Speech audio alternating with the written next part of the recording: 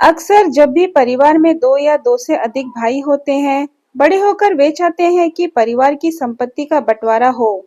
इस विषय में बहस छिड़ जाती है और मामला कचहरी में चला जाता है। गांव के अंदर पंचायत फैसला करती है कि किस प्रकार संपत्ति का विभाजन होना चाहिए।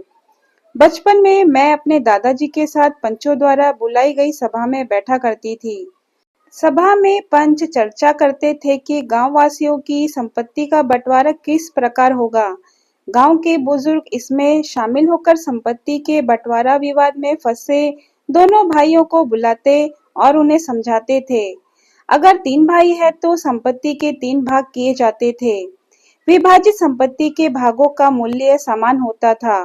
उदाहरण के लिए हर भाग में थोड़ा सोना, थोड़ा चांदी और कुछ बर्तन होते थे। घर की हर वस्तु की कीमत गांव के बुजुर्ग तय करते थे। यह प्रयास किया जाता कि विभाजित किए गए तीन भाग एक समान ही हो, पर यह कठिन कार्य था।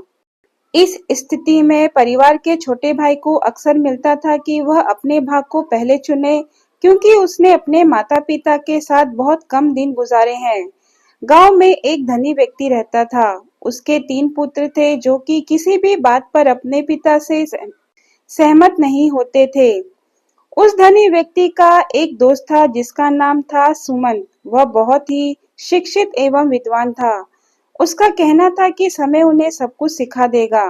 उन दिनों गांव में माता-पिता के साथ रहना भी संपत्ति की तरह माना जाता था। सभी गांव वाले गांव के बुजुर्गों का आदर करते थे। सभी जानते थे कि वे निष्पक्ष होकर न्याय करते हैं। पंचों द्वारा लिए गए फैसले को अंतिम माना जाता था। गांववासी उनके खिलाफ कचहरी में मुकदमा दर्ज नहीं कराते थे। कचहरी में ऐसे मुकदमे के लिए जाना समय एवं श्रम दोनों ही बर्बादी समझते थे।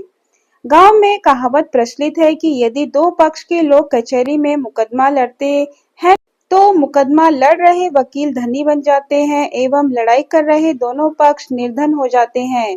एक बार संपत्ति को लेकर एक परिवार के सदस्यों के बीच कुछ मतभेद हो गए। सरपंच ने बहुत प्रयत्न किया कि दोनों भाइयों का विवाद सुलझ जाए, परंतु उन्होंने इस निर्णय को स्वीकार नहीं किया। आखिर में सरपंच सोमगोंडा ने एक कहानी सुनाई। बहुत साल पहले की बात है, जब गांव में एक धनी व्यक्ति रहता था। उसके तीन पुत्र थे, जो कि किसी भी बात पर अपने पिता से सहमत नहीं होते थे। उस धनी व्यक्ति का एक दोस्त था जिसका नाम था सुमन। वह बहुत ही शिक्षित एवं विद्वान था। उसका कहना था कि समय उन्हें सब कुछ सिखा देगा। एक दिन वह धनी व्यक्ति चल बसा। उसके पास 17 घोड़े थे। वह बहुत धन जायदाद छोड़कर गया था। अपने जीवन काल में उसने बड़ी अद्भुत वसीयत लिखी। उसने धन एवं भूमि के बराबर 3 हिस्से कर दिए थे, परंतु घोड़े के बंटवारे के लिए एक पहेली सुलझाने की शर्त रखी थी। इस पहेली को समझाना कठिन लग रहा था। घोड़ों की संख्या से आधा हिस्सा बड़े बेटे को बेचे हुए आधे हिस्से में से 2/3 भाग दूसरे बेटे को और 2/3 भाग तीसरे बेटे को मिलेगा। घोड़ों की संख्या 17 थी। उस संख्या का आधा करना मतलब 8 घोड़े बड़े बेटे को जाएंगे और एक घोड़े को आधा करने के लिए उसे मारना पड़ेगा।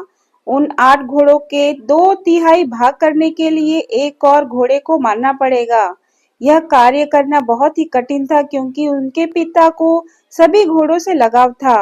वे कभी नहीं चाहेंगे कि किसी घोड़े की हत्या की जाए। इसका क्या अर्थ था, उन्हें समझ में नहीं आ रहा था। जब जब वह अपनी पहेली की गुत्थी को सुलझा नहीं सके, तब उन्होंने उनके पिता के मित्र सुमंत को वसीयत दिखाई।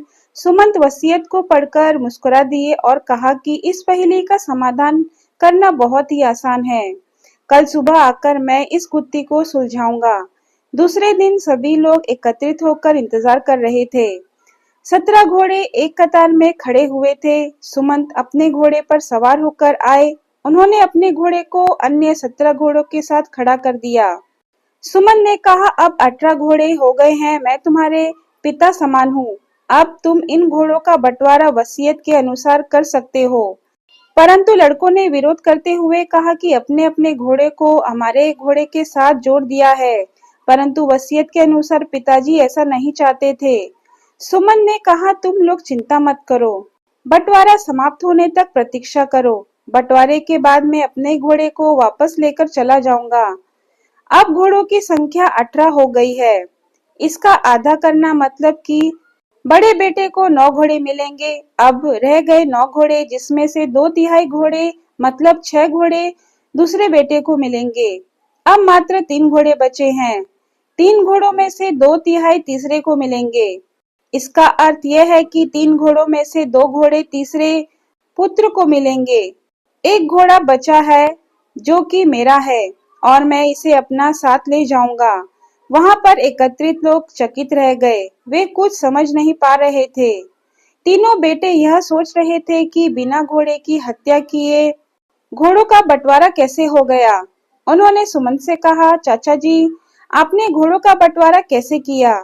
सुमन ने कहा, मेरे अनुभवों ने मुझे जिंदगी में बहुत कुछ सिखाया है। तुम्हारे पिता को भी इस बात का पता था। कई बार काम असंभव लगता है, लेकिन छोटी से छोटी सलाह भी बड़े काम की हो सकती है। इसी कारण तुम्हारे पिताजी ने अपनी वसीयत इस प्रकार लिखी थी कि तुम्हें किसी अन्य व्यक्ति से सुझाव लेना पड़े।